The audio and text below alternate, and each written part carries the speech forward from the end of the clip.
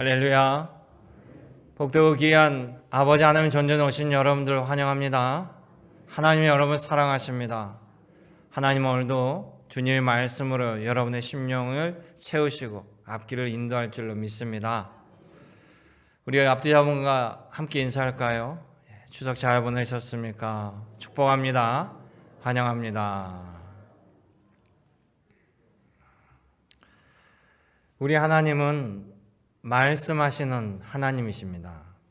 창세기 1장에 보면 하나님께서 세상 천지를 창조하실 때 빛이 있으라 말씀하시고 빛을 낮이라 명하시고 어둠을 밤이라 칭하셨다, 이렇게 기록하고 있습니다. 하나님께서 늘 말씀하시고 사람들과 소통하십니다. 하나님께서 하나님의 종 선지자를 세워서 하나님의 말씀을 전하여 주시고 가르쳐 주시고 우리들의 삶의 앞길로 인도하여 주십니다. 늘 말씀하신 하나님, 시편 83편에 보면 하나님께서 말씀하시지 아니하고 잠잠하실 때 시인은 두려워하고 고통에 떱니다. 시편 83편 1절에 이럽니다. 하나님이여 제발 침묵하지 마시고, 하나님이여 제발 잠잠하지 마시고, 하나님이여 제발 조용하지 마옵소서, 이런 간구가 나와요. 아모스서 8장을 보면 하나님의 심판을 이스라엘 백성들에게 전하는 아모스가 이렇게 얘기합니다. 하나님의 말씀을 듣지 못하게 하는 하나님의 말씀의 가뭄이 심판이라고 이야기합니다. 예수님께서도 하나님의 말씀을 듣는 자가, 듣고 지키는 자가 복되도다, 이렇게 말씀하셨다는 거예요. 우리 성경시를 보면 구약과 신약으로 나누어져 있습니다.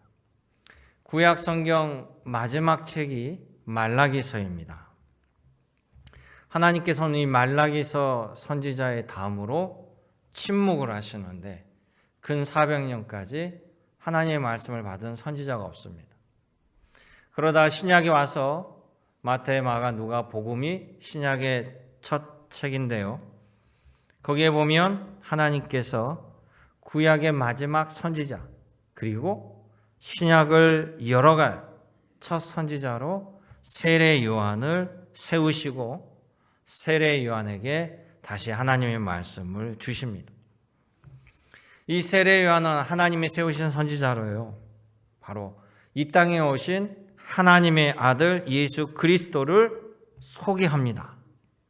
그는 예수님을 소개하고 짧은 생애를 마치고 역사의 무대에서 사라집니다. 세례 요한은 제사장의 가문에서 태어나서 평탄한 길을 버리고 광야에서 광인처럼 약대 옷을 입고 석청과 메뚜기를 먹으며 권력자를 향하여 불처럼 회개의 말들을 쏟아냅니다. 30대 젊은 나이에 전능하신 하나님의 아들을 소개하고 헤롯에 의하여 처형당합니다. 과연 세례 요한의 인생은 비참하고 불쌍한 삶일까요? 세례 요한의 직접 고백하는 말을 들어보면 그는 자신이 주의 길을 예비하는 삶을 기뻐하고 행복해 한다라고 말하고 있습니다. 어떻게 그럴 수 있을까요? 세례 요한이 가진 믿음, 하나님 앞에 그는 어떤 믿음을 가지고 있었을까요? 이 시간 여러분 모두가 세례 요한의 믿음을 보고 그 위대한 믿음을 따르는 믿음의 신앙인이 되시기를 주님의 이름으로 간구드립니다. 그래서 본문을 보면 세례 요한의 믿음은요, 첫째, 하나님께서 자신에게 주신 역할을 제대로 아는 믿음이었다는 겁니다. 이 세례 요한의 아버지 사가랴는 제사장입니다. 사가랴 제사장 그리고 어머니 이 엘리사벳은 아이를 낳을 수 없는데 하나님의 사자가 이 제사장 사가랴에게 말씀합니다. 아들을 주시겠다는 거예요. 그리고 그 아들의 이름까지 하나님께서 지어주십니다. 바로 그 아들이 세례 요한이었습니다. 그리고 이 세례 요한에게는 하나님의 임무가 있는데 그것이 바로 예수님을 하나님의 아들, 이스라엘 백성들이 기다리던 그리스도임을 소개하는 역할이에요. 그때부터 세례 요한의 삶은 평탄한 삶을 버리고 광야에서 외치는 자의 삶, 주의 길을 예비하는 자의 삶을 살아갑니다. 부패하고 타락한 헤롯 왕을 정면으로 꾸짖습니다. 세례 요한의 말은 거침없습니다. 성역도 없습니다. 그러면서 그는 철저하게 청빈하게 거룩한 하나님의 나시른으로 살아갑니다. 백성들은 그를 보고 열광을 합니다. 많은 사람들이 세례 요한을 따르고 세례 요한의 인기가 치솟습니다. 제자들도 생깁니다. 이 사람이 한 번에 인기가 많아지고 관심을 받으면요, 자신이 능력이 뛰어난 것처럼 착각하게 되고 교만하게 돼요. 그런데 세례 요한은 보면 처음부터 끝까지 한결같이 겸손한 사람들이었어요. 사람들이 세례 요한을 그들이 기다리던 메시아, 그리스도처럼 대합니다. 그런데 세례 요한은 우쭐하지 않습니다. 세례 요한은 분명하게 선을 긋습니다. 나는 그리스도가 아닙니다. 나에게 세례를 받으신 내가 이전에 얘기했던 저 예수님이 바로 하나님의 아들 그리스도이고 나는 그분을 소개하고 전하는 자입니다. 이렇게 얘기해요. 오늘 본문 3장 23절에 보면 세례 요한의 제자들이 세례 요한에게 와서 이렇게 보고해요. 스승님, 예루살렘 근처 에논에서 우리 스승 세례 요한께서 세례를 베푸시는데 이 근처에서 스승님이 세례를 주었던 예수님과 그 제자들이 세례를 베풀어 주시는데 많은 사람들이 그들로 몰려갑니다. 이런 이야기를 해요. 그게 자극적인 이야기입니다. 보통 사람들은요, 이런 상황에서 시기 질투하죠. 내가 저 사람을 세웠는데 그 사람이 나보다 더 잘 나간다라면, 예를 들어서 내가 음식을 가르쳐주고 그 길로 인도했는데 이 사람이 근처에 식당을 차렸어요. 근데 저보다 더 잘 되고 내 손님이 다 글로 몰려가고 그가 최고의 셰프로 칭찬받는다라면 보통은 못 참아 합니다. 그런데 세례 요한은 시기 질투가 없어요. 끝까지 겸손합니다. 뭐라고 제자들에게 하냐면요, 27절의 말씀이에요. 하늘에서 주신 바가 아니면 사람이 아무것도 받을 수 없느니라. 그는 흥하여야 하겠고 나는 쇠하여야 하리라. 아멘. 세례 요한은 한 번도 자신이 받은 역할, 사명에 대해서 놓친 적이 없습니다. 자신은 예수 그리스도를 예비하는 자라는 거예요. 나는 예수님을 높이고 증거하는 일이 나의 소임입니다. 이것은 정확히 자신의 위치를 아는 거예요. 여러분, 세상은요, 하나님의 뜻대로 되지 않는 것이 하나도 없습니다. 우린 그것을 믿습니다. 세상 모든 것 하나님의 의지가 담겨 있죠. 그러니까 아무런 의미 없는 것이 없습니다.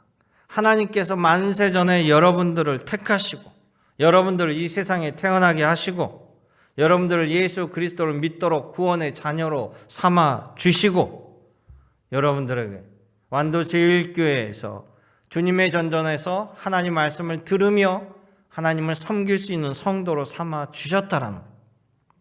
하나님께서 뜻을 가지고 여러분들을 선택했다라는 것은 바로 여러분 한 사람 한 사람에게 하나님께서 기대하는 사명이 있다는 것입니다.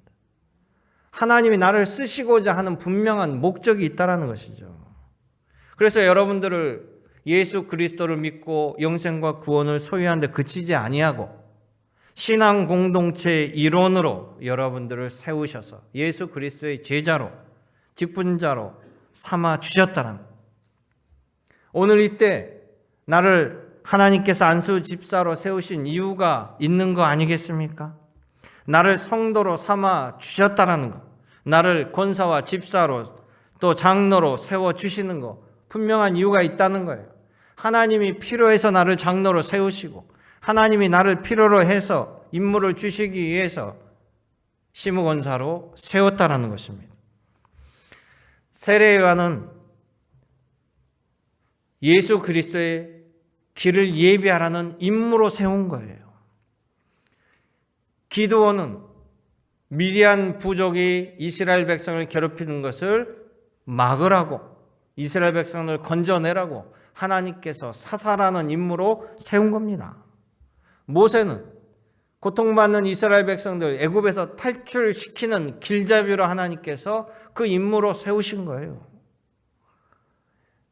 또 예후라는 장군은 그강 묻어있던 아합 왕가의 하나님의 심판의 도구로 쓰시고자 예후 장관을 들어 쓰신 겁니다. 여러분도 마찬가지예요. 여러분을 주님께서 부르셨다는 것은 작게는 여러분들을 축복의 통로로 삼으셔서 여러분의 모든 가족들이 여러분을 통해 영생 구원을 예수를 통해서 얻으라고 여러분들을 세우셨고요. 여러분들 신앙으로 세워서 여러분의 교회를 위해서 섬기고 또 여러분의 직장과 사회와 민족을 위하는 예수 그리스도의 제자로서 여러분들 삼으시고 여러분들에게 그 임무에 대해서 기대하시는 거예요. 여러분 믿으시기 바랍니다. 우리들의 믿음 생활, 우리들의 신앙 생활, 하나님께서 나에게 맡기신 역할을 인정하는 것부터 출발할 수 있습니다. 하나님께서 세례 요한이 필요하듯이 하나님은 여러분들을 필요로 하신다는, 하나님은 세례 요한이 필요하였기 때문에 예수 그리스도의 오심을 소개하는 역할로 그를 세운 겁니다. 여러분 마찬가지, 하나님께서 필요하고 하나님의 그 필요에 맞는 일을 하라고 여러분 세우신 거예요. 그 역할을 감당할 수 있도록 하늘의 능력을 사모하시고 하나님이 주신 그 역할을 믿음의 눈으로 깨달으시며 주님의 자녀로 살아가시기를 주님의 이름으로 간구드립니다. 두 번째 세례 요한의 믿음은요, 자기의 역할을 기뻐하며 만족해하는 믿음이었다는 것이에요. 사람들은 다 자기가 주인공이 되기를 원합니다. 어디 모임을 가도 자기가 일정한 역할, 핵심 역할을 하기를 갈망해요. 그 의지가 강하거나 덜하거나 조금씩 차이가 있지 모두가 자기가 중심이 되기를 원합니다. 주인공이 되기를 원하는 거죠. 조연을 싫어해요. 그런데 세례 요한의 역할은 조연입니다. 잠깐 등장했다가 예수님이 등장하니까 사라져버려요. 그럼에도 불구하고 세례 요한의 역할은 하나님에게 있어서 꼭 필요하고 중요하다는 사실입니다.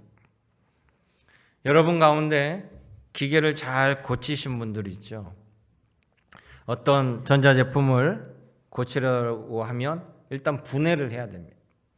분해를 하고 원인을 찾아내고 고쳐서 다시 조립을 하는데 꼭 다시 조립하다 보면 나사 하나가 안 보이는 거예요. 그래가지고 그 나사를 찾는데 그렇게 못 찾는 거예요. 방금 이 자리에서 고치다가 나사가 빠졌는데 안 보여요. 그런데 이 나사가 하나가 없으면 제대로 되지 않습니다. 뭔가 이게 덜컹거리거나 맞지 않거나 완벽할 수가 없어요. 이 작은 나사 하나도 없으면 제품의 완성을 이룰 수 없습니다. 여러분, 대형 항공기가 하늘을 날려면요, 조종사가 매우 중요해 보여요. 그런데 이 비행기는 조종사 혼자만이 조종해서 날 수 있는 것이 아닙니다. 조종사에게는 부조종사도 필요하고 항법사, 승무원, 정비사 모두가 다 필요해요. 심지어 이 항공기에 작은 나사 하나라도 없어지면 비행기가 뜨지 못합니다. 그건 기체 결함으로 이어지고 사고로 이어지기 때문이에요. 여러분, 작은 일이라고 할지라도 하나님께서 나에게 맡기신 일이 매우 소중하고 꼭 필요하다는 것을 사도 이 세례 요한은 알았다라는 거예요. 그래서 3장 29절에 이렇게 이야기합니다. 본문 3장 29절을 보면 신부를 맞이하는 자는 신랑이나 서서 신랑의 결혼식에 참여하는 들러리로 참여하는 이 친구는 기뻐하나니 나는 이러한 기쁨에 충만하다. 아멘. 내가 맡은 들러리의 역할에 만족하고 기뻐한다는 거예요. 예전에 우리 부모 세대들 결혼식에는요, 들러리를 세웠습니다. 여러분 가운데 들러리 세우신 분도 있을 거예요. 신랑 들러리가 신랑하고 똑같은 옷을 입고 나와요. 신부 들러리도 똑같이 옷을 차려입습니다. 우리가 볼 때는 누가 신랑인지 신부인지 헷갈릴 수도 있습니다. 신랑 들러리가, 신부 들러리가 아무리 신랑과 똑같은 옷을 입고 또 신부 들러리도 신부와 똑같은 옷을 입었다고 할지라도 자기는 들러리인데 자기가 신랑을 하면 안 되지 않습니까? 들러리는 이 신랑 신부의 결혼을 축하하기 위해서 그들을 인도하는 들러리로 참여하는 것에 기뻐하고 만족해야지 그것에 더 이상을 누리려고 한다면 결혼식을 망치는 거예요. 이렇게 세례 요한은 자신의 역할을 기뻐하는 하나님의 성품을 닮은 행복한 사명자의 삶을 믿고 살았다는 거예요. 만약 내가 하나님의 선택받은 것도 알았습니다. 하나님께서 나를 불러 사명을 주신 것도 알게 되었습니다. 그런데 내가 하는 일이 싫다라면요. 불평, 불만에 가득 차가지고 억지로 그 일을 한다라면 나를 신뢰하고 나에게 기대를 하신 우리 하나님도 불행하고요. 그 일을 억지로 하는 나도 죽을 맛일 겁니다. 행복해 하지 않습니다. 요나 선지자가 자신의 일을 그렇게 하기 싫어서 도망친 거예요.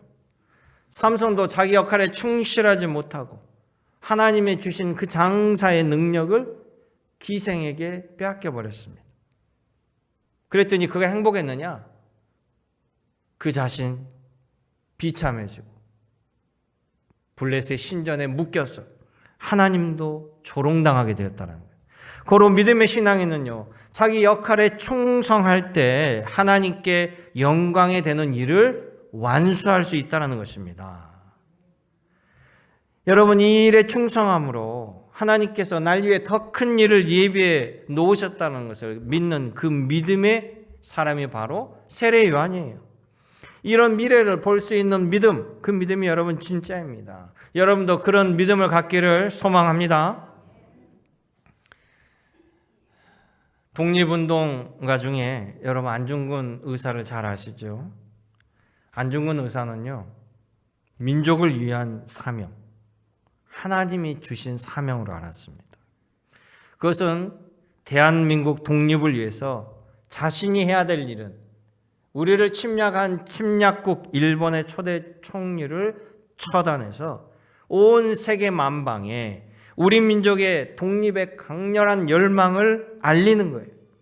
한일 합방은 일본의 말처럼 조선 백성이 원하는 것이 아니라 우리는 침략당한 피해자이고 우리는 자유 대한민국, 자유 대한 독립을 원한다는 민족의 모두를 위한 사명, 바로 하나님이 주신 사명으로 삼습니다.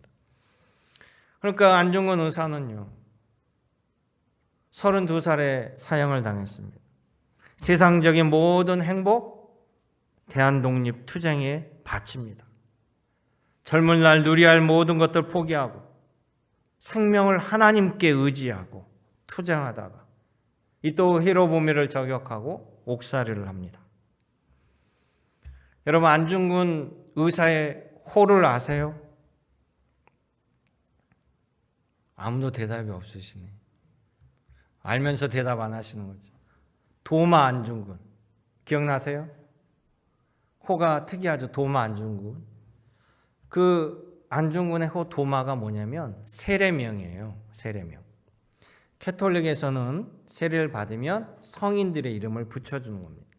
그래서 그 도마가 바로 가톨릭 세례명 토마스, 예수님의 12제자 도마의 이름입니다. 그런데 이 안중근에게 있어서요, 아주 믿음이 좋고 신앙심이 깊은 어머니가 계셨어요. 그 어머니의 이름이 조마리아입니다. 세례명이 마리아예요. 조마리아로 불립니다. 이 조마리아에게 있어서 안중근이라는 아들은 얼마나 소중하겠습니까? 그런데 이 조마리아에게는 하나님이 주신 예수 그리스도의 믿음으로 영생과 구원의 확신이 있었습니다. 그런 믿음을 가지고 있었어요. 비록 아들이 이 또 히로부미를 죽이고 사형을 앞두고 있지만 하나님께서 아들 안중근의 한 일을 기억해 주시고 그 영혼을 구원해 준다는 믿음과 소망이 있었습니다. 자식의 고통에는 피눈물이 나지만 하나님을 신뢰하기에 옥중에 있는 안중근에게 이렇게 편지를 씁니다. 너가 항소를 한다면 그것은 일제에게 목숨을 구걸하는 짓이다. 너가 나라를 위해 이에 이른즉 다른 마음 먹지 말고 죽으라. 옳은 일을 하고 받는 형이니 비겁하게 삶을 구하지 말고 대의를 위해서 죽는 것이 어머니에 대한 효도다. 아들아, 하나님의 나라에서 다시 만나자. 하나님의 통치, 어제도 오늘도 내일도 죽음 이후도 하나님의 나라에 대한, 하나님의 통치에 대한, 하나님의 약속에 대한 믿음이 없이는 도저히 할 수 없는 말입니다. 그래서요, 그런 믿음을 가진 우리에게도 오늘뿐만 아니라 우리에게는 내일의 소망이 있다는 것이, 여러분 모두에게, 여러분에게 맡겨진 역할과 사명을 여러분 기억하시고 하나님께 영광을 돌리시며 여러분 모두가 행복한 사명자로 살아가시기를 주님의 이름으로 축원합니다. 세 번째 요한의 믿음은 바로 예수님께서 구원과 영생을 주시는 확실한 믿음을 가지고 있었습니다. 요한복음 3장 1절에서부터 21절을 보면 예수님께서 유대교 지도자인 니고데모와 대화하는 모습이 그려져 있고요. 오늘 읽었던 3장 22절부터 이하는 이 세례 요한에 관한 이야기가 있는데요. 그 앞에 니고데모와 대화의 모습을 보면 예수님께서 니고데모에게 이렇게 얘기합니다. 너가 나의 표적과 기적, 이적을 보고 나를 믿느냐? 너가 하나님의 나라를 소유하려면은 표적을 보고 믿는 믿음에서 한 걸음 더 들어가 거듭나야 하느니라. 예수님께서 이렇게 말씀하셨습니다. 보지 않고 믿는 믿음, 미래의 약속을 믿는 그 믿음으로 들어오라는 것입니다. 그러면서 3장 15절, 14절 이후에 보면 예수님께서 니고데모에게 이런 비유의 말씀을 해줘요. 모세 때 이스라엘 백성들이 하나님께 불순종하고 하나님 말씀을 듣지 않으려고 백성들이 배반할 때 이 광야에서 갑자기 불뱀들이 나타나서 이스라엘 백성들을 물어 죽입니다. 그때 하나님께서 모세에게 말씀하시기를 노수로 뱀을 만들어서 장대 위에 달아서 그 노뱀을 쳐다보는 백성들은 살게 된다라고 말씀했어요. 그래서 이 노뱀을 쳐다본 그들만이 살아나듯이 바로 예수께서 십자가에 매달리는 나를 믿고 돌이키는 자가 구원을 얻게 되느니라. 이렇게 말씀해 주시면서 그 유명한 요한복음 3장 16절의 말씀을 해 주셔요. 하나님이 세상을 이처럼 사랑하사 독생자를 주셨으니 이는 그를 믿는 자마다 멸망치 아니하고 영생을 얻게 하려 하심이라. 예수님을 세상에 보내신 것은 세상을 심판하려 하심이 아니고 그로 말미암아 세상을 구원받게 하려 하심이니라. 아멘. 여러분 잘 아는 이 말씀, 예수님께서 니고데모에게 주신 말씀이에요.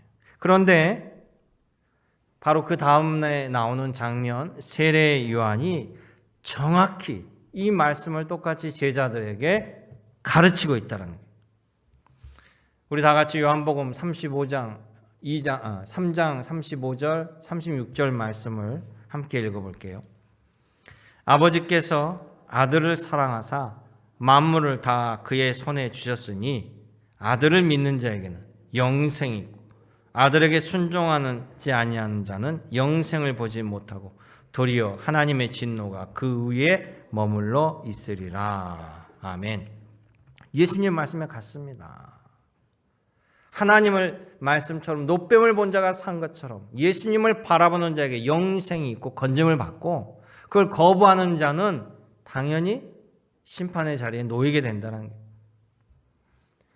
세례 요한은 육신적으로 예수님보다 먼저 태어났습니다. 그런 세례 요한이 예수님이 자기보다 뒤에 태어난 거 잘 알고 있습니다. 성경에 보면 세례 요한의 어머니와 예수님의 어머니 마리아가 서로 아는 인척처럼 나옵니다. 그런 세례 요한이요, 예수님을 뭐라고 표현하냐면 예수님을 가리켜 나보다 먼저 계셨던 분이다, 이렇게 분명하게 표현하고 있습니다.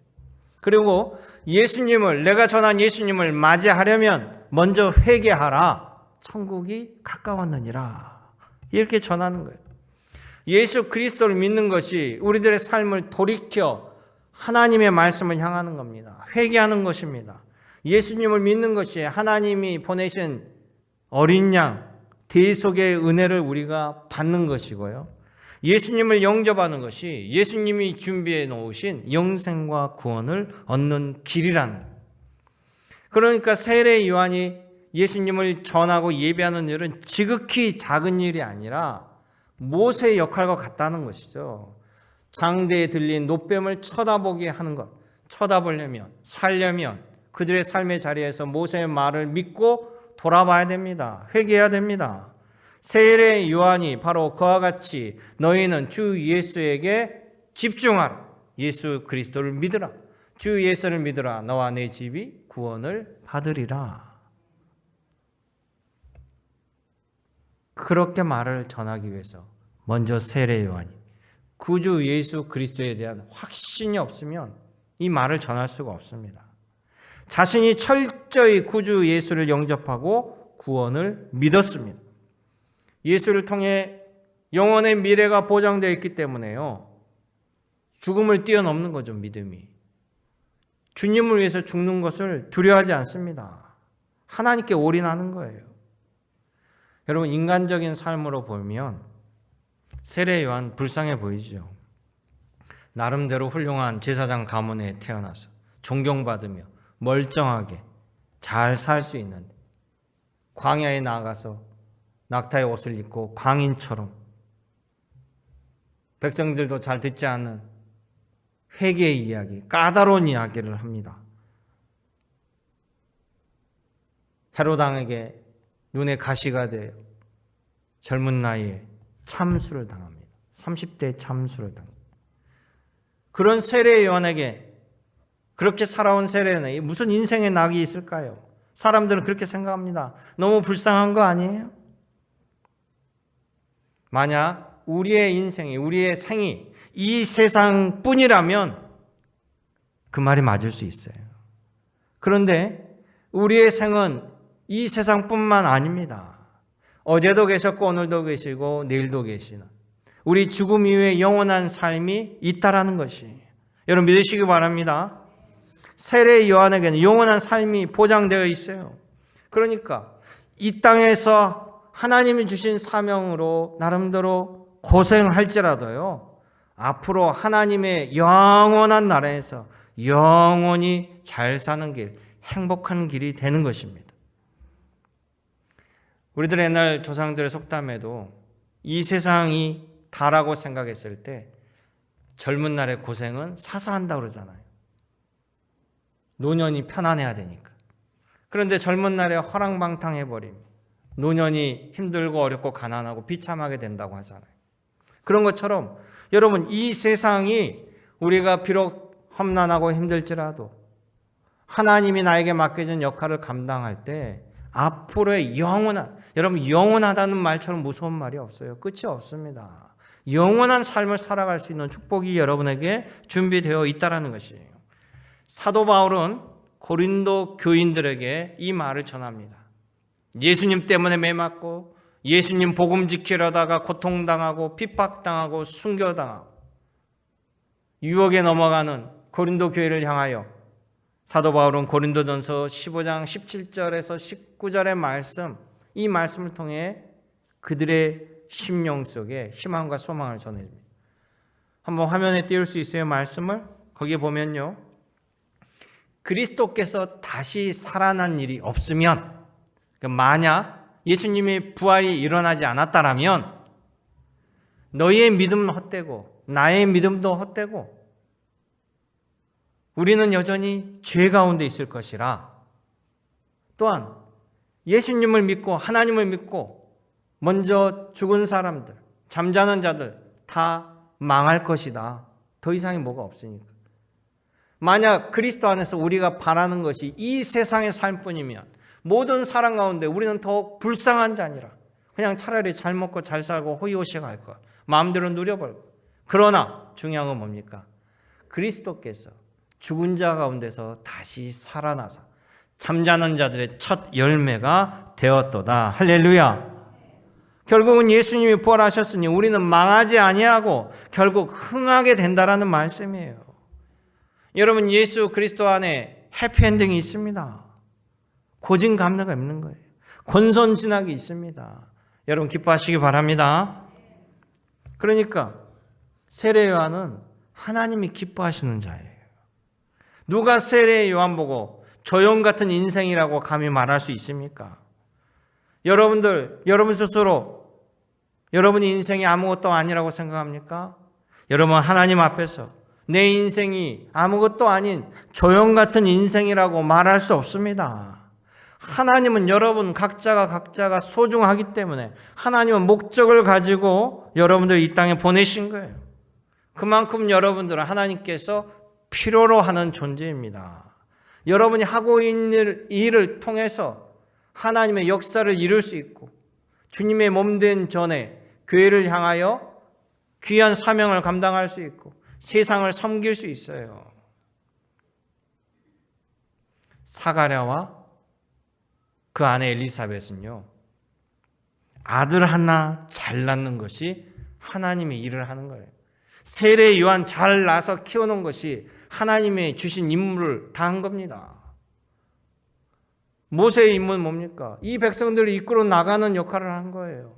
모세도 하나님은 필요하고 사가랴나 엘리사벳의 역할도 필요한 겁니다. 심지어 예수님의 아버지 요셉도 주님께서는 필요하여 세우신 거예요. 하나님은 여러분들을 사랑하십니다. 믿으시면 아멘 하시기 바랍니다. 아직도 반신반의하신 거예요. 목소리가 한없이 들어가요. 하나님이 여러분 사랑하십니다. 하나님은 전 목사를 통해서 이 말씀을 듣기를 원해요. 하나님이 내가 너를 사랑하노라, 이 말씀을 들으라고 말씀합니다. 하나님은 여러분을 필요로 하십니다. 맡겨진 직분에 사명에 충성을 다하시길 원합니다. 오늘도 하나님께 감사하시며 하나님의 일을 작정하는 자에게 하나님이 능력 공급해 주시라고 믿습니다.